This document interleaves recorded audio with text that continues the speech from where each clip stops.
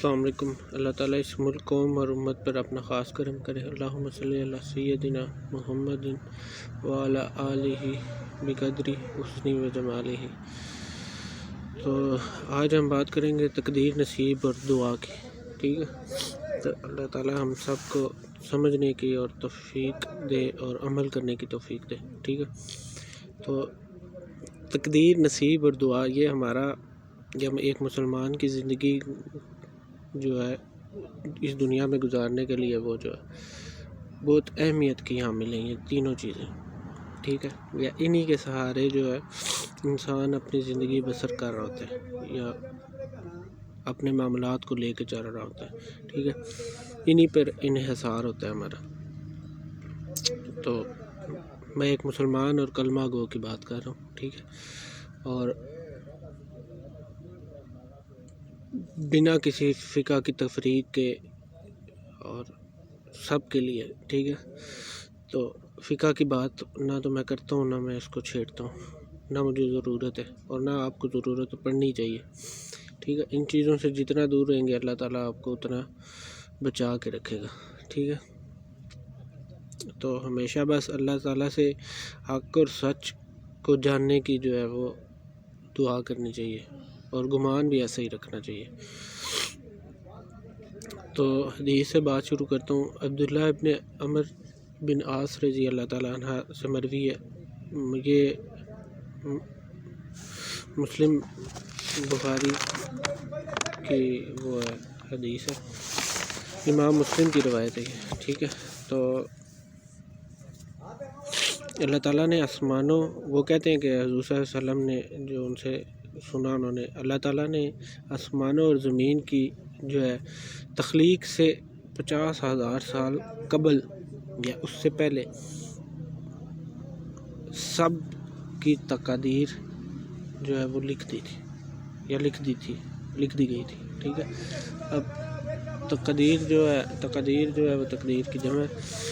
اب یہاں بات زیر غور یہ ہے کہ یہ سمجھنے کی بات ہے جو سائنٹیفکلی یا سائنس ہمیں جہاں تک لے کر گئی ہے، اس کے اعتبار سے علم سے یا اس کے علم سے صرف سائنس اس بات کو مانتی ہے کہ یہ دنیا ایک دھماکے کے تحت بنی ہے، بگ بینگ تھیوری جو ہم جانتے بھی ہیں اس کے تحت وجود میں آئی ہے۔ حالانکہ یہ بات اللہ تعالیٰ نے قرآن میں پہلے سے بیان کی ہوئی ہے کہ میں نے اس دنیا کو ایک حکم سے یا دھماکے سے بنایا، ٹھیک ہے۔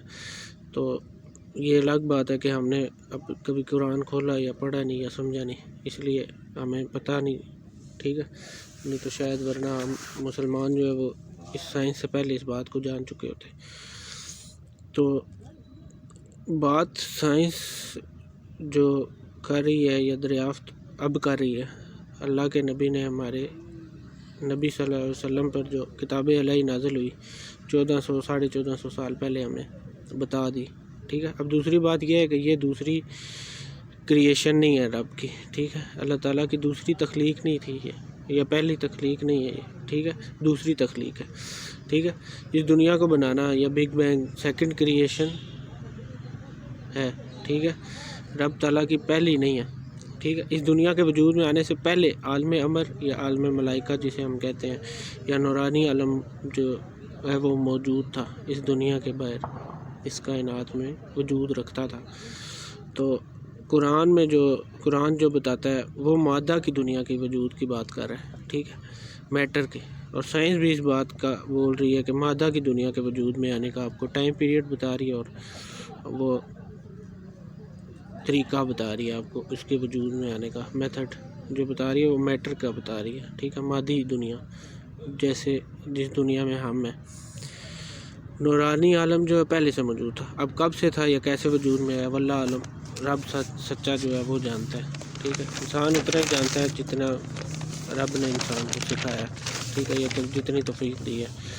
تو آگے پھر ایک اور حدیث ہے، حضرت عبداللہ بن عمر رضی اللہ عنہ فرماتے ہیں کہ اللہ کے نبی صلی اللہ علیہ وسلم نے فرمایا ہر شے ایک اندازے کے مطابق جو ہے متعین ہو چکی ہے، یہاں تک کہ کسی کا عاجز آ جانا بھی، ٹھیک ہے۔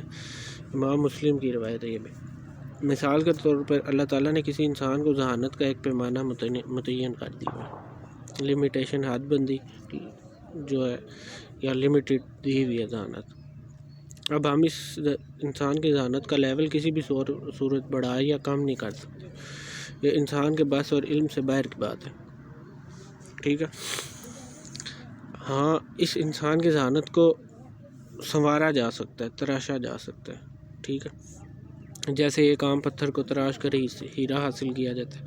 یہ حد بندی ہے، یہ لمیٹیشن ہے، ٹھیک ہے، اس سے تجاوز نہیں ہو سکتا۔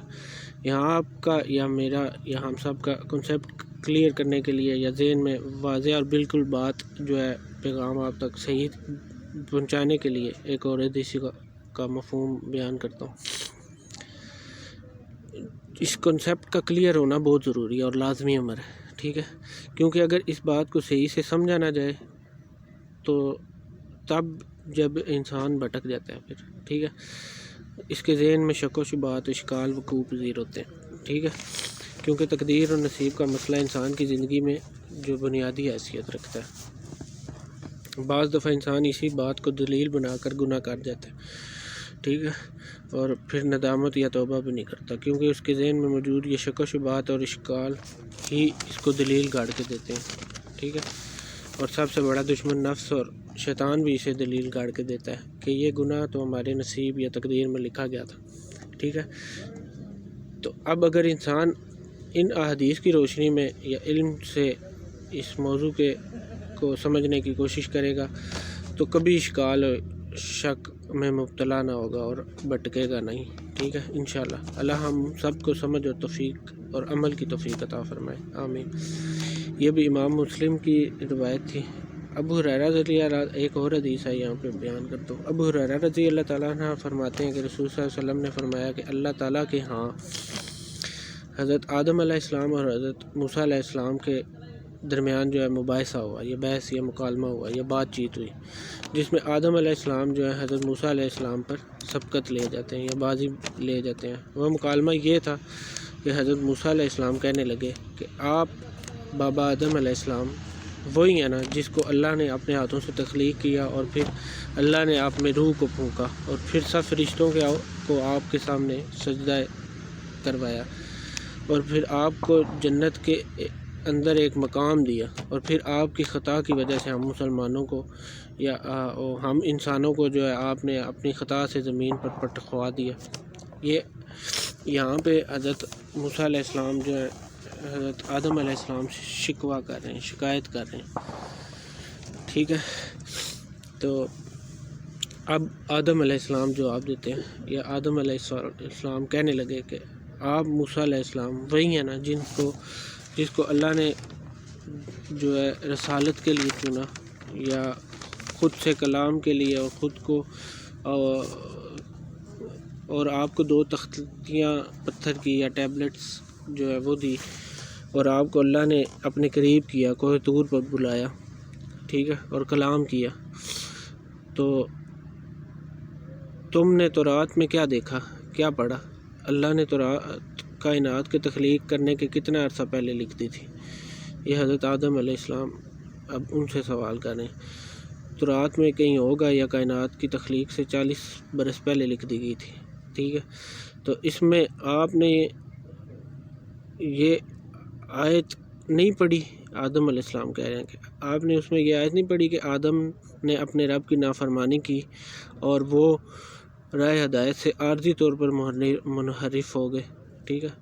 تو اب موسیٰ علیہ السلام کہتے ہیں کہ نے جواب دیا اور فرمایا کہ ہاں میں نے تو پڑھی ہے یہ آیت۔ اب حضرت آدم علیہ السلام کہنے لگے کہ آپ مجھ پر کس چیز کا الزام لگا رہے ہیں، ٹھیک ہے، جو رب نے میری تخلیق سے یا پہلے جو ہے میری تخلیق سے پہلے تقدیر میں لکھ دیا تھا۔ یہاں آپ صلی اللہ علیہ وسلم نے فرمایا کہ بابا آدم علیہ السلام جو ہے وہ حضرت موسیٰ علیہ السلام پر سبقت لے جاتے ہیں یا بازی لے جاتے ہیں، ٹھیک ہے۔ تو یہ تینوں احادیث بہت اہمیت رکھتی ہیں تقدیر اور نصیب کو سمجھنے میں، ٹھیک ہے۔ اگر آپ کو تقدیر اور نصیب کا معاملہ سمجھ نہیں آتا تو ان احادیث کے علم کی روشنی میں اگر آپ ان باتوں کو سمجھنے کی کوشش کریں گے تو انشاءاللہ اللہ تعالیٰ کرم کرے گا اور آپ کو سمجھ آ جائے گی، ٹھیک ہے۔ آئیے اب ان احادیث کی روشنی میں تقدیر اور نصیب کو سمجھتے ہیں، ٹھیک ہے۔ تو نیکسٹ ویڈیو میں دوسرے حصے میں آپ کو اسی پہ بات کرتا ہوں.